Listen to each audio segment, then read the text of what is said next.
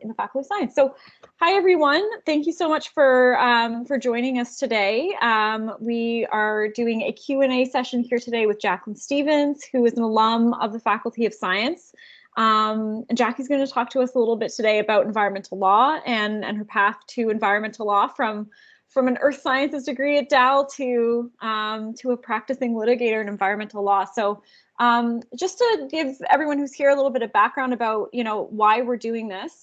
This is a new initiative that we've launched at the Faculty of Science that we're calling Pathway Exploration Week. So the theme of this week is science and society. So capturing everything from, policy, law, health, that kind of stuff, sustainability, climate change, and the many career paths that fall under that really, really broad category, in hopes that you, our students, can connect with some folks and learn a little bit about different career paths, get some advice, and make connections with people like Jackie. So yeah, we are hosting these sessions on a weekly basis from here until the end of the semester. So our next theme is research and discovery, which kicks off February 8th, followed by an outreach and science education.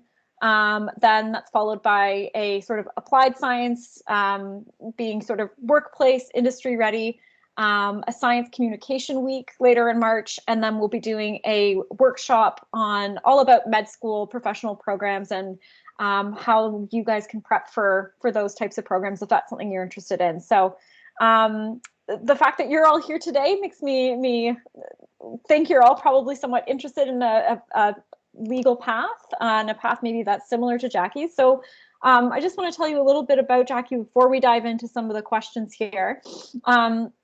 So she is a graduate of the Earth Sciences program, which I believe was called geology when you were a student there. I started, yeah. And now the department is actually the Department of Earth and Environmental Sciences. You have a MSc in geology from St. Francis Xavier University, and then an LLB from the University of British Columbia. And so Jackie is a partner and certified specialist in environmental law by the Law Society of Ontario, and is a partner at Wilms and Shire Environmental Lawyers. Did I pronounce that properly? Wilms and Shire. Oh, Wilms and Shire. I'm sorry. Yeah, no problem. Not a problem. She has a lot of expertise with representing a wide range of clients in environmental civil litigation, defensive prosecutions by environmental regulators, administrative appeals and hearings, and I'm sure Jackie can tell us a little bit more about what all those fun things mean. So yeah, this is really exciting. I think talking about law to science students is probably sometimes not always an obvious thing, but from what I've understood from your experience as an undergrad, you got a lot of great experience to sort of shape where you are now. So I'm looking forward to hearing a little bit more about your path, as I'm sure our students are. Just because we have a bit of a smaller group right now, I was wondering if some of our student guests just wanted to turn your camera on and introduce yourself. No pressure, you don't have to, but would love to hear a little bit about, what drew you to our session today. And Jessica, I see you're on camera, and Samantha as well. So Jessica, do you want to tell us a bit about yourself? And if you have a question for Jackie to just kick us off. Yeah, sure. So I'm in my third year of marine bio, so I'm doing my bachelor's of science. And I got an email regarding this event for I think it was from the Dean of Students or something like that. And I took the opportunity because just like this past term, I was looking into going to law school after I'm done my bachelor's and stuff. So I thought this was the perfect opportunity to kind of just ask some questions, get it out there. Yeah. So can I ask a question now, or? Absolutely. Yeah. Jackie, as long as that's fine. Yeah, absolutely. Okay. Shoot away. Great. So I was just wondering what kind of made you because it's two relatively different fields when we're looking at it in the broader context, right? So I was just wondering, what made you go from earth sciences, geology or whatnot to going to law school after that? Well, it's I'll start a bit at the beginning. I always wanted to be an oceanographer. I did terrible in intro oceanography at Dow, but I got an A- in intro to geology. So, and that was fine. I liked geography, geology. I loved rocks. So I started in earth science. There are no lawyers in my family. Law was never on my plan or agenda. I did my undergrad at Dow, and then I did a master's, as was mentioned, at St. FX. And when I finished my master's, I was kind of one of these people who I really liked the academics of geology, but I wasn't a mine geologist. I wasn't going to go work on an oil and gas platform out in the middle of the ocean. That wasn't going to be me. So I had to start thinking about what my next career move might be. And I had thought about doing a PhD to become a professor because I like to teach. But I also went to, okay, I'm dating myself. Think back to like 1996 or 97, if you were even born then. And I went on to the equivalent of Google back then and looked for, environmental science careers. And what popped up was this program at Vermont Law School down in the US in Vermont that looked at environmental law and policy. And I went, oh, that's kind of cool. I need a new stepping stone. I'm looking probably at doing consulting work. It would be kind of neat to have an additional piece of knowledge that maybe my competitors, the other students who were also looking for work, didn't have. So I went down to the US after my master's and did this 1 year. It was a 12-month master's program. And I took all law courses for those 12 months. And I started to think to myself, wow, I kind of like this law. It's academic. There's arguments that have to be developed. You have to think. You have to take that scientific data or knowledge and marry it up with law. And I kind of went, this is cool. And I'm pretty good at it, I think.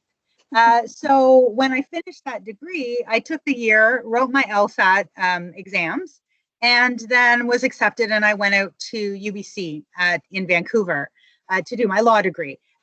Believe me, I never thought at the end of my undergrad that I would stay in school for another 5-6 more years because it ended up being 9 total to finish all my schooling. But that's where at Vermont Law, I really got to see how science and law in the area of environmental law, which was just, it was around in the late 90s, but it was just becoming, the thing. And people were just starting to be concerned about the Kyoto Protocol and climate change and the Montreal Protocol and getting rid of fluorohydrocarbons or whatever they're called, CFCs, chlorofluorocarbons. So it was the right time to kind of get into that area. And I went to law school, did my 3 years. Out at UBC, they had a certificate program in natural resource law. So I was still able to keep that connection to science.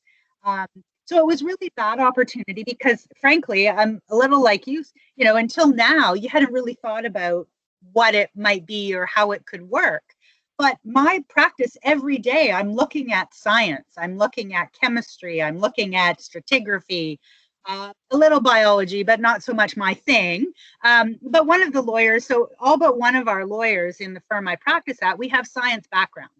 We have a biologist, a fish biologist, we have another geologist, we have a couple of engineers, we have those who have done environmental studies. So that background, that basic knowledge of science gives us a bit of a leg up, in my opinion anyways, because we can have a conversation with a consultant, be it a hydrogeologist or a biologist or whomever, we can have that conversation at a higher level. They don't need to teach me science because I get that. Mm. So I can take that information and marry it up with the law, and I, the best of both worlds is what it ends up being. That's awesome. Thank you. That's great. Thank you so much. You're welcome. Jessica, what are you, is there an area of law that you're thinking about, or just kind of have your eyes on the big law school prize right now? Well, I think it will definitely be more towards environmental law. If I had to say anything right now, like you were saying, you don't know where life is going to bring you, right? But I think it's definitely more environmental law. It was actually one of the courses I took last semester. It was environmental impact assessment. Oh, yeah. And a lot of our assignments, there's a huge legislative component to that. Yeah. And I was just going through, and in my head I was thinking, how can people actually write out these legislations? How can people like create, fight for MPAs and stuff like that without actually knowing a thing about science? Like, there has to be some background there. And I think, like Jackie was saying, the science aspect to it, and the more political law side of it. And when you put them together, it's like you actually know what you're talking about. Okay. So that's kind of what drew me towards that. So we'll see what happens. That's awesome. Great. Well, thank you so much for joining us. And sorry, Jackie, if I interrupted you there. No. I was just going to say there's a huge element. I mean, if you think about it, I wish I had a thought about law earlier. By the same token, I had great experiences doing my master's. I worked with Brendan Murphy at St. FX and Fred Chandler at the GSC. I had an NSERC scholarship. Like, all of those experiences I might not have had. And they certainly helped formulate, where I got to. But I think having some idea that this is a thing, environmental law is a thing, and you can have a career. I mean, I've been practicing for 16 years, and 13 of those years, I've been an environmental litigator. Yeah. So it is a thing that you can do and make a living and enjoy it. So I don't have to, be, feeling like I'm dredging away at criminal law, which, by the way, I like too, but, or some other job. I actually have a career that I'm passionate about, and I can still pay my bills. So, I mean, that's, to be quite frank, that's a piece of it. Whatever work you're going to do, you want to be able to pay your bills. And being an environmental lawyer, I can do that. That's awesome. Thank you. I love that. It's real. It's yeah. Yeah. Jacquelyn, I saw that you have your hand up. I hate to interrupt, but this might be a great segue into a question that I have. So maybe you could tell us a little bit about, like, what is a day in the life? Like, what does your day typically look like? And then maybe a part B, maybe you could tell us a little bit about some of the cases without giving us too information. Sure. That you have taken on in the past. That's a good question. And Samantha, we'll get to you after that question, if that's all right. Okay, sounds good. Absolutely. So a day in the life. Let's see.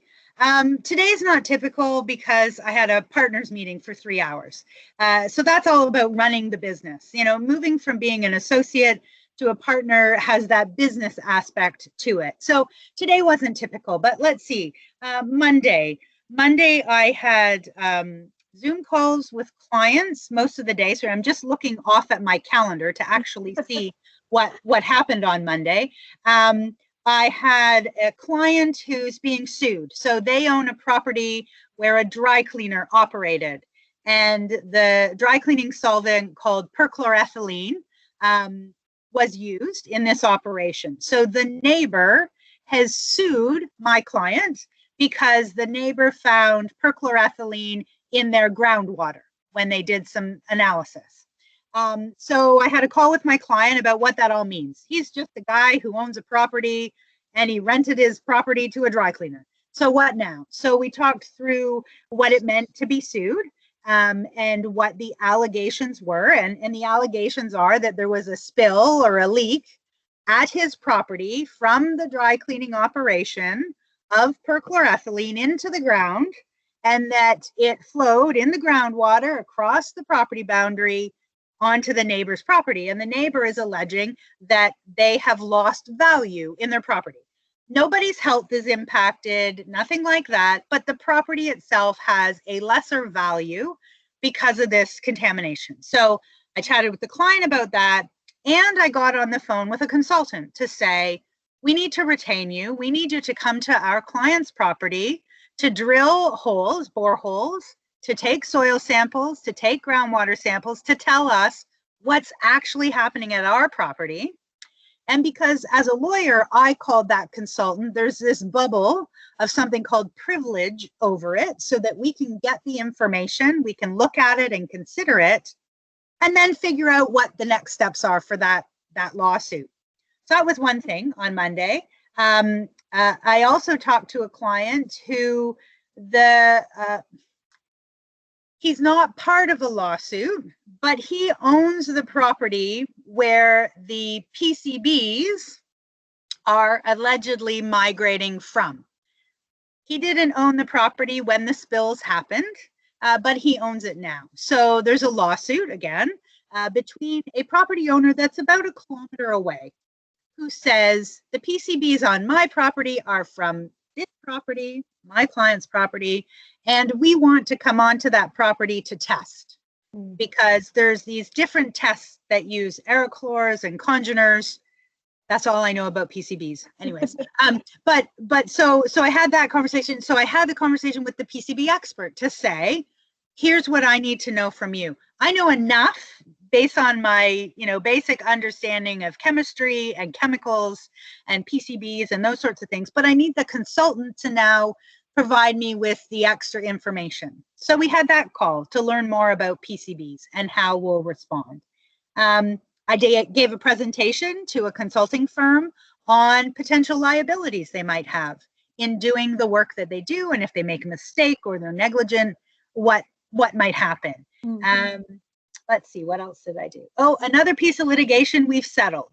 So we're working with one of the associates. We've been drafting the release documents. When an action settles, my client is going to pay money, and in return, they're going to get a release saying that the person that sued them will not continue the action.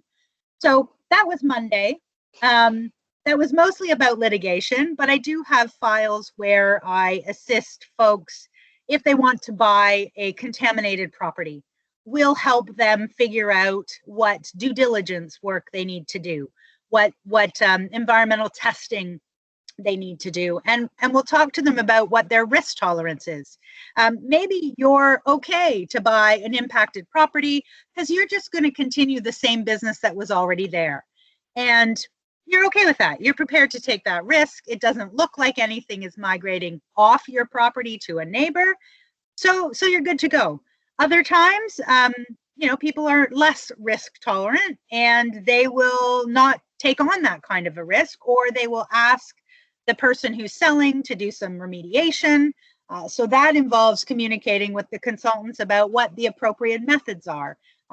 In situ remediation, whether you're going to dig it out and get rid of it. So that's another sort of area I do work in. And then you mentioned earlier, Alison, the defensive prosecution. So the government has laws and regulations, and some of those say you shall not do X. And if you do X, then the government will prosecute you. So we help defend those people that the government is prosecuting for those offenses. So we have one ongoing right now with an environmental consultant who has been brought in. They did an endangered species assessment, and the government is saying you moved this certain type of snake, or you disturbed their habitat, and they were, went away, and you weren't allowed to do that. That's what the legislation says. So they're being prosecuted for having disrupted habitat of this particular snake. Wow. So there's all kinds of different stuff. It's great because it's different every day. Yeah. Yesterday I spent the whole day on Zoom doing examinations for discovery. So that's part of the lawsuit process where your client is questioned by the other side, and then a different day you would question, the other side's client. So yesterday my client was being questioned about the lawsuit, also involving a dry cleaner. If you're seeing a theme, I do a lot of work with dry cleaners. I'm actually a member of the Canadian Fabric Care Association as their preferred counsel, and I present to them every year. So I get a lot of dry cleaning files. So, those are just a few of the different files that are ongoing right now. Wow. You wear many hats in one. Yeah. That's my takeaway, at least. And really so much, wow, so much going on. So that's some days it's tough too, because like if I have calls or meetings back to back, I'm literally moving from one subject to another, to another, to another. Luckily, most of my practice, about 75%, is litigation. So I'm using those same concepts and legal knowledge a lot. But it's tough. And every once in a while you call the client by the wrong name because you forget who you're actually talking to. And hopefully you haven't told them about a file that they know nothing about or should know nothing about. But that's it. It's part of that. Yeah, it's just part of the deal. So you got it. Awesome. Well, thank you. What a cool rundown of day in your life. And I'm sure it's very different during the pandemic, and you'd be physically running around more in non-COVID times, but yeah, doesn't mean that Zoom meetings aren't no, and keeping you busy. And sometimes I was talking to one of my partners today who said, they were so tired of Zoom that they actually offered just a conference call to some folks. And the conference call people actually said, oh, thank you so much. I was just so tired of being on Zoom, because on Zoom, you have to look the part. On a conference call, you don't have to know that I have yoga pants on with my blouse. Or one of the fellows on this call said, I just got back from my run and I haven't had a chance to clean up. So he's in his running gear. So it is a different way to communicate on Zoom, but I also think it's been really helpful to show the world that we can do it. Yeah. In particular, I don't know whether all of our attendees are women or if there's men on the call. I can't see the people, but I know for a lot of people, being at home has been difficult because they have both family obligations and work obligations. But I think Zoom is proving that we can actually do both. It's not ideal. You get dogs and children, in the picture sometimes, but that's real life. That's who we are. So I think it's been a positive overall, even with the video fatigue or Zoom fatigue that people talk about. No, that's a great piece of advice, and thank you for that. So Samantha, I see you've had your hand up here for a while, and sorry to keep you waiting there, but tell us a bit about yourself, and if you have a question here for Jackie. No, that's okay. Hi, I do have lots of questions. Excellent. Why we're here. I'm in my 4th year of environmental science, and I'm graduating in May, and I've been interested in environmental law since I took the environmental law class last fall with Jamie Simpson. It was really fun. We got to go to court and everything and learn a lot about really cool environmental law cases like Boat Harbor, and about those teens suing the Canadian government, which didn't go through, but it was really interesting. So I have a few questions. I have applied, actually got into Dell yesterday for my master's program. And I'm sort of between doing a master's and not doing a master's and applying to law. And I'm wondering if you think that your master's degree has helped you in environmental law in particular, because that's sort of what I'm interested in. And if you think it's an asset to have, if that's sort of what you're working towards or not, or it's never a bad idea to have more education, or if, anyway, that's my first question. And it's a bit of all three of those sort of comments you made. I think having more education is never a bad thing, from the perspective of building a knowledge base. Presumably your masters end up being quite focused. So my undergrad thesis was looking at the Troodos ophiolite in Cyprus. What I've used from that is the geochemistry because I was focusing in on geochemistry. So that helped build my chemistry knowledge, which helps me review the chemical analysis for soil and groundwater as I'm looking at the files that I'm dealing with. My master's was looking at the Lismore Formation in the Antigonish Highlands, and also geochemistry, because I'd found myself kind of in that vein. So learning about that. The other thing that my master's taught me about was writing. And writing a thesis it's not like writing a journal article. It's not like writing a legal memo, but I certainly improved my writing skills, which are critical as a lawyer. I write letters and memos every day.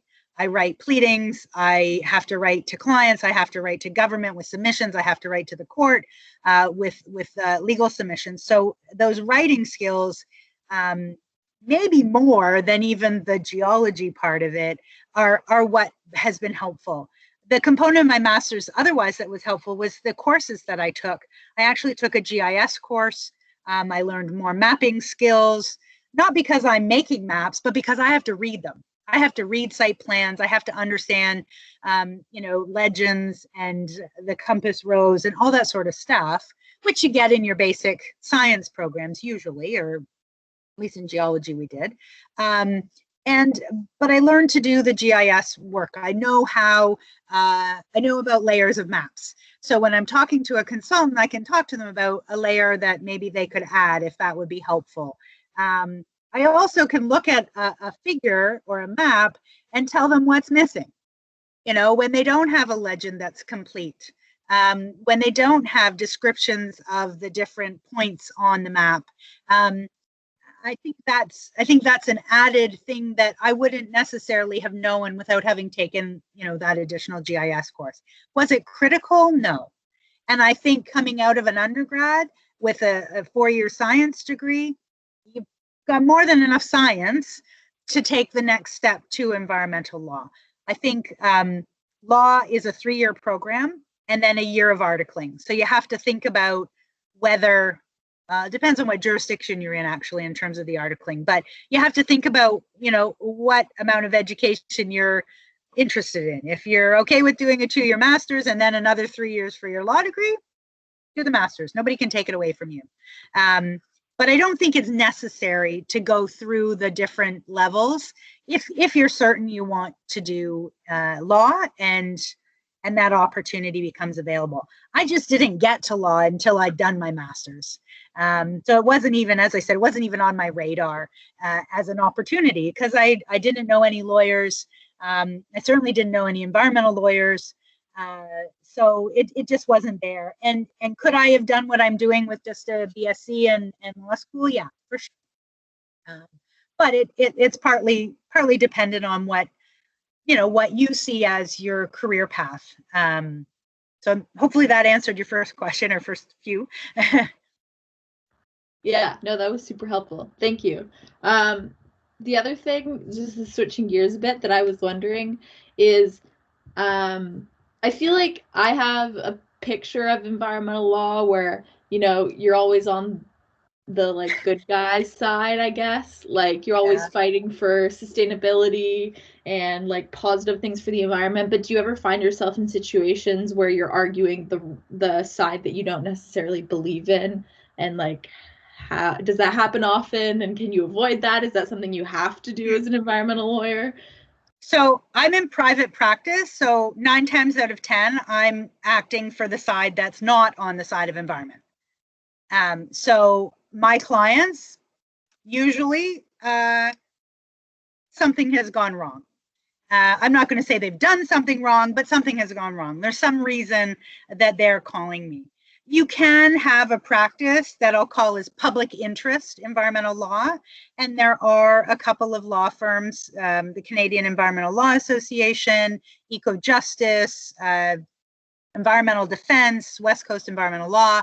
There are a few, I'll call them law firms that practice that public interest law. So always on the good side. The reality is most of my clients, I don't think I've had any clients who have purposely caused damage to the environment. I think it happens, and my job is to help them figure out how to resolve it, make it better if they can, admit that they caused a problem and pay for it if that's what they have to do. Or because law is about, being innocent until proven guilty. I mean, that's a criminal kind of phrase, but until someone has actually proven that they did it with malintent, they're allowed to to be innocent. And that's the objective of law, is that a plaintiff has to meet their case and show that there is damage before a defendant has to respond. Environmental law cases, there are very few that go to trial. So if you actually, did a search, a legal search, or even a Google search, the number of environmental cases, there's, I'm going to say, a dozen over the past 20 years that are important for creating what environmental law is. That is so different than contract disputes or personal injury or motor vehicle disputes. There's thousands of cases in those areas. So very few of my cases, in fact, I've only had 2 cases go to trial.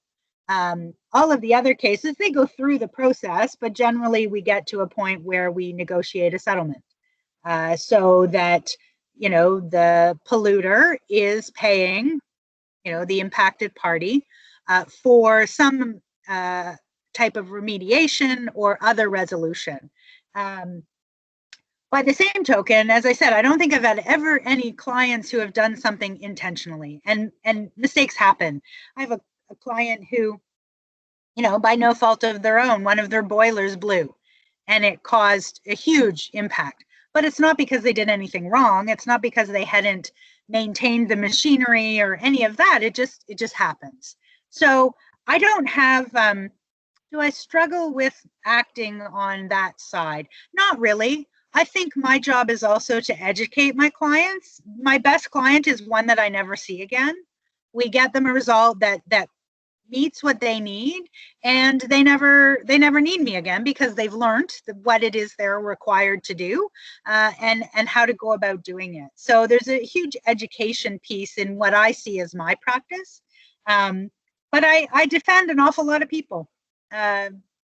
So, but you can, as I said, you can create your environmental law practice that is public interest, if we call it that.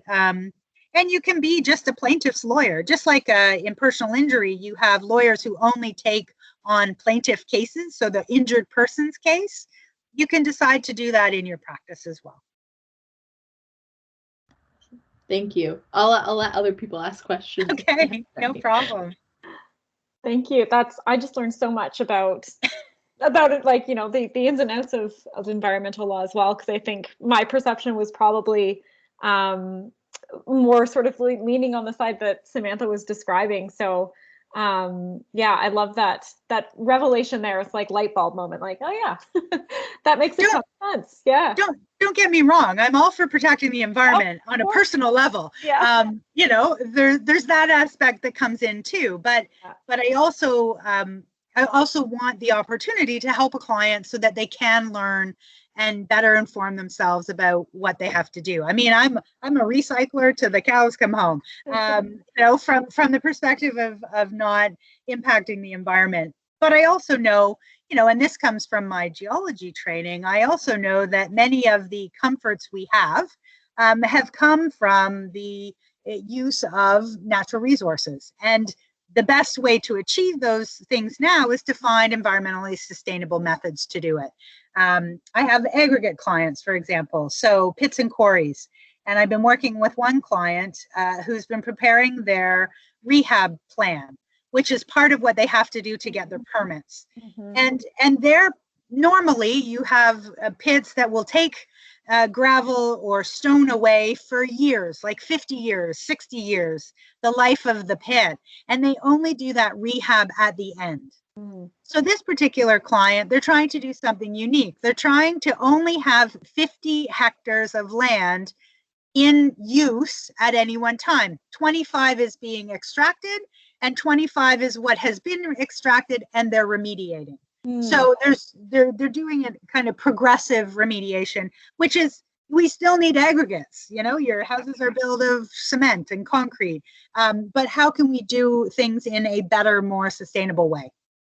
Actually, and just on that, and I know there's a few more people, and I'll get to you in a minute there, but it just kind of sparked something for me. Is since you started your career as an environmental lawyer, how have you noticed the field changing with, governments, hopefully investing more in things like sustainability and climate change, and and high level policies that mandate this kind of thing. Have you noticed the industry or the field changing over the last decade or so? Yeah, for sure. There's been a shift, but there's also micro shifts depending on what government happens to be in power and what their objectives are in terms of whether climate change is going to be important to them or not, whether sustainability is important to that particular party and their political platform. But there certainly have been changes. We've seen certainly climate change has been a big one. I have to say, though, in my practice, I don't see climate change litigation. As I think it was Samantha mentioned, she had seen the action where the youth had brought a claim, but it didn't go forward. Climate change is really hard to prove from the perspective of law and having to do that. But our government is committed to a climate portfolio, if you like, and that's changed over the years. And as I said, it kind of comes and goes in waves. Alberta's policies on climate change and sustainability are a little different. Their economy is based on oil and gas. Right. So, that also comes into play. And I'm actually called to the bar in Alberta as well. Yeah. So I practice in Ontario and Alberta. So, there has been for sure changes. And even things like the waste legislation, how we deal with our recyclable material and has changed. How we deal with excess soil. Normally, if you're digging a hole for an apartment building, you would just send that soil off to the landfill. So there's changes in Ontario. There's been a huge change that just came into effect in January about how you deal with that soil and excess soil, and that you can actually reuse it for other people could buy the soil and reuse it for a different purpose. So there's definitely changes. Very cool. Thank you. Thank you for for answering my question. And I'm sorry if I butted the line from any other students here, but I'm just looking at my list here. And Aaliyah, I'm not sure if you wanted to say hello, no pressure. If you had a question or to introduce yourself, or feel free to put something in the chat if you prefer that. But hi, I'll say hi. It's been really interesting so far. I learned quite a bit, but I'm mostly listening, and I am finishing up my earth science degree, and I'm just evaluating different options for the career moving forward. Amazing. Awesome. Oh, that's great. Yeah. I mean, certainly as an earth science student originally, I was never a mine geologist. I found it interesting, but that wasn't me. I wasn't going to be digging around in the underground. Oil and gas wasn't really an interest. I really was an academic, a thinker. I like to solve puzzles. If I found I could do chemistry fairly well, so that's how I focused in on geochemistry. I don't think any of the professors I had are still at Dal. I think the last one was Becky Jameson, who retired a couple of years ago. She's still around. Oh, is she still around? Oh, good. She still has an office. Does she? Great. Yeah. So, and I know Marco Santilli quite well and have kept in touch with him over the years. But, I'm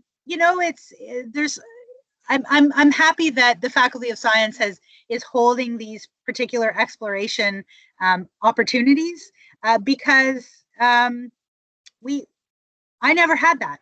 You had the mine geologist guys come in and tell you how great it was to work for Goldcorp or whomever.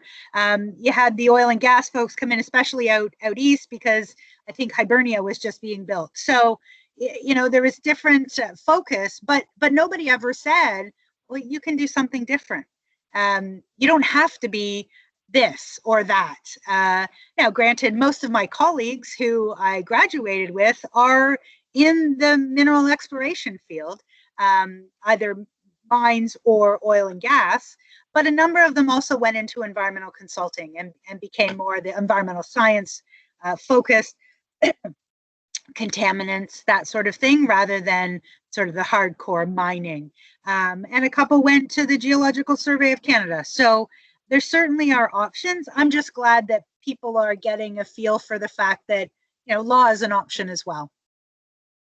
It's exactly why we're doing this this initiative, to just expose our students to the range of opportunities. I think many of our students come in, and I hear it all the time, like, I want to go to med school. And that's amazing and completely valid goal, but there's so much out there that hasn't been discovered. And we hear all the time in the Faculty of Science that students have discovered a career path that they didn't even know existed when they started. So we're really hoping to sort of uncover some of those cool opportunities, so students can start to shape their BSc and plan for those next steps. So And when you hear about it early, you can explore, like Samantha and someone else said, I took environmental law.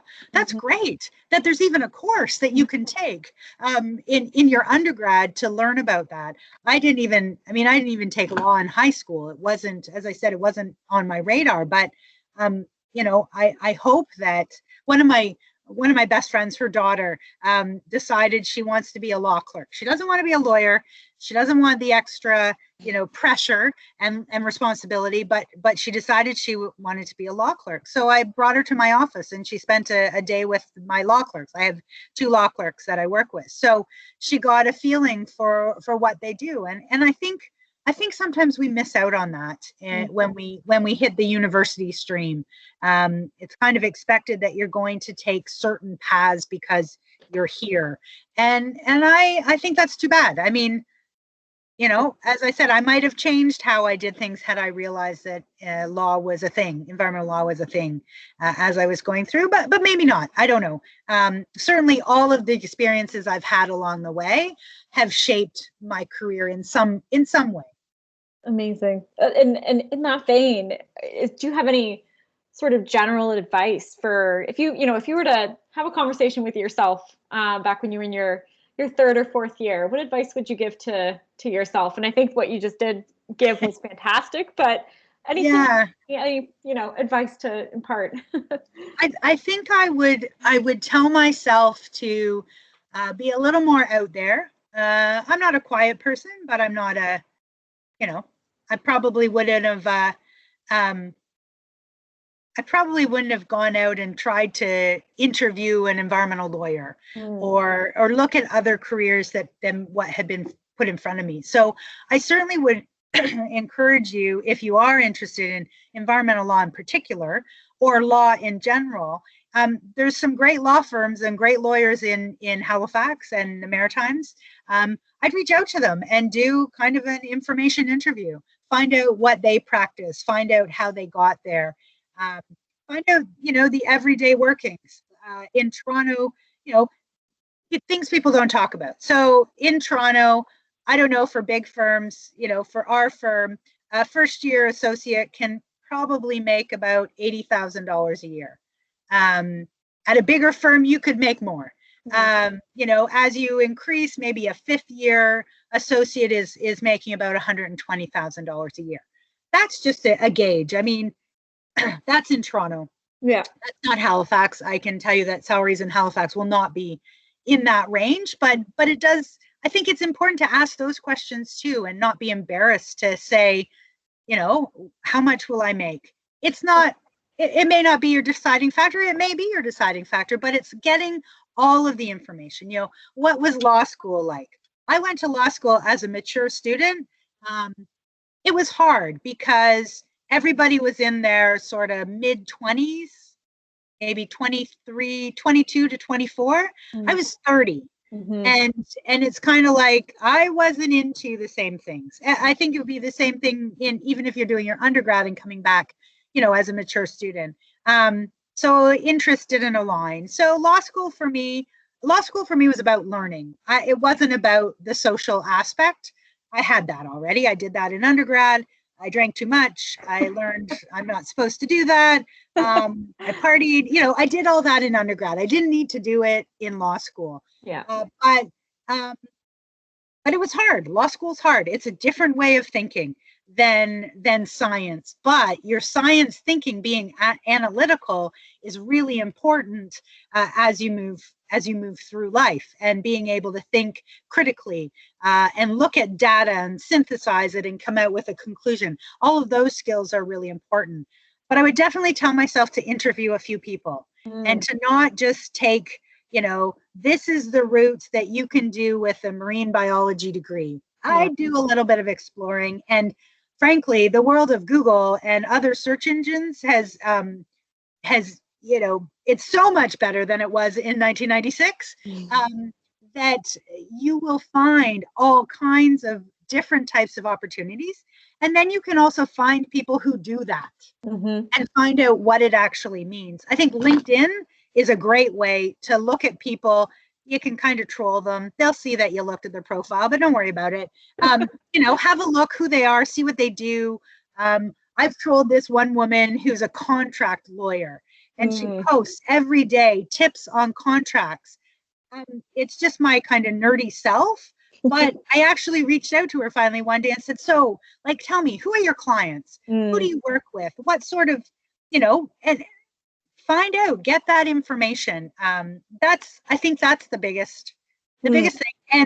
And that, careers in environmental law are real. And as I said, you can make a good living and enjoy it and be passionate about it. That's awesome. I love that advice. That's great advice. All right, we've got about 9 minutes here left on the clock. Are there any other questions from the group right now? We do have a few questions from our social media as well that I can get to, but any other questions right now for Jackie? All right.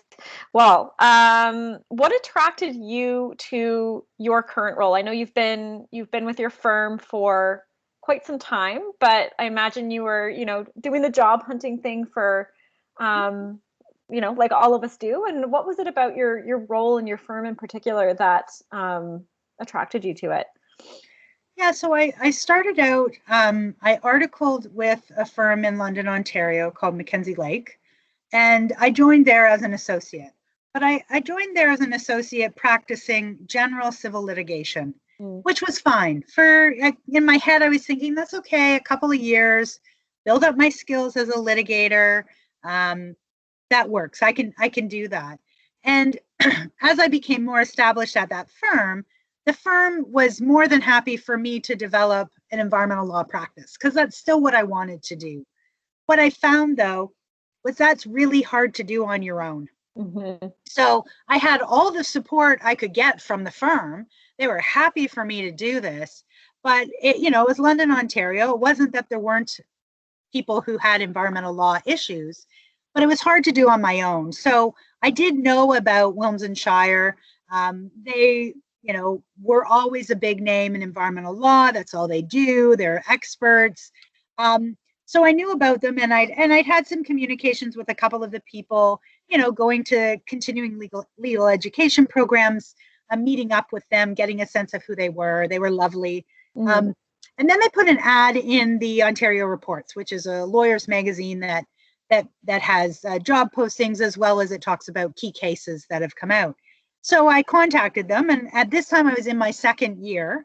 So I'd had 2 full years of practicing.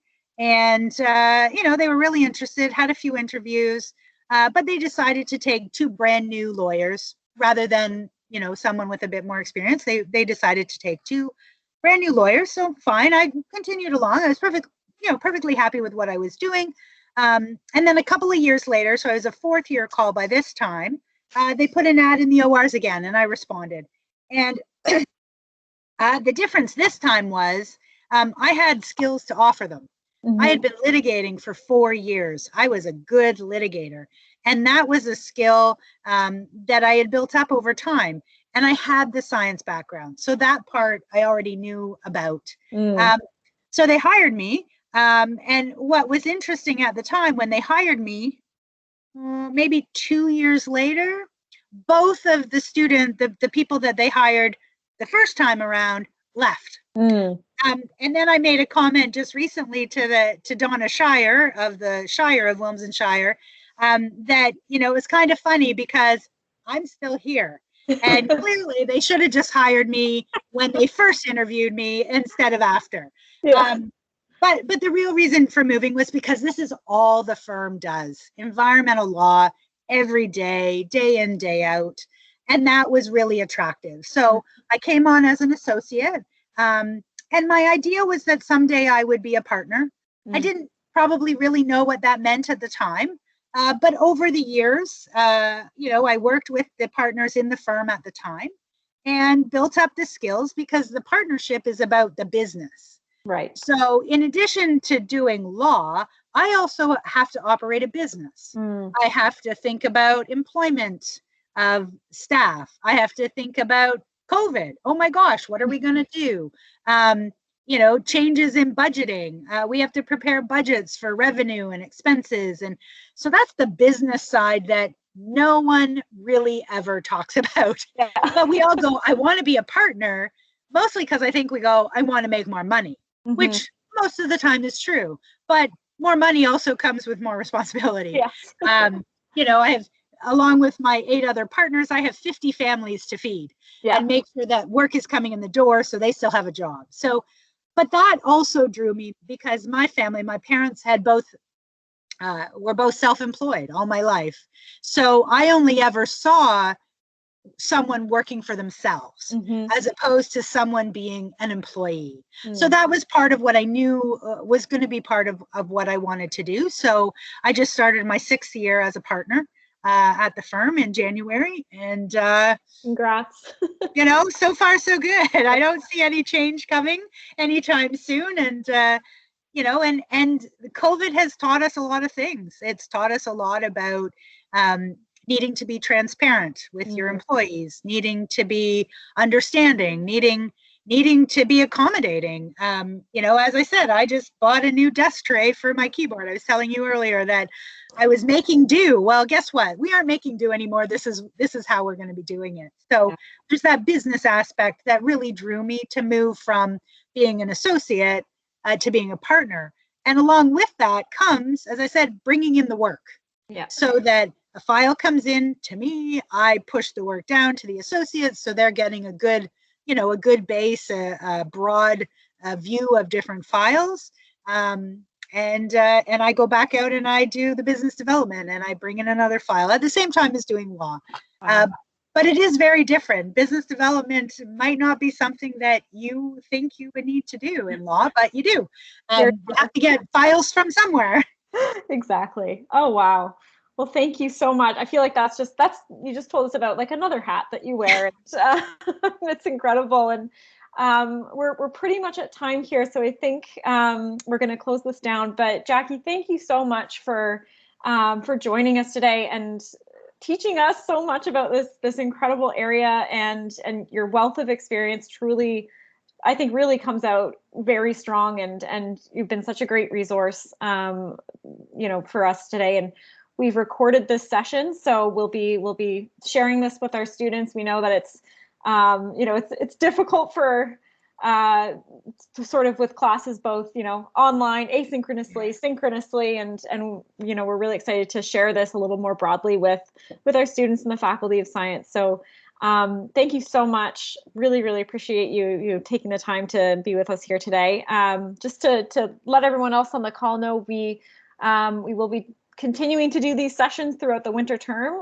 If you're interested in attending more and exploring more, we're just going to keep updating this website that I just put in the chat here. So please keep checking back there. We're going to send you an email every week to let you know the events that are coming up the week ahead. So you're probably going to get really sick of all of the emails that you get from us, but we thought it's better to have it in your inbox and kind of annoy you a little bit than someone say, oh, I had no idea that was happening. So and thank you so much for having me, and please troll me on LinkedIn, connect. I'm happy to chat offline, and I appreciate that. And if anyone has any questions, feel free to reach out individually. Amazing. Thank you so much, Jackie. All right. Take care, everyone. Bye. Bye. Take care. Bye.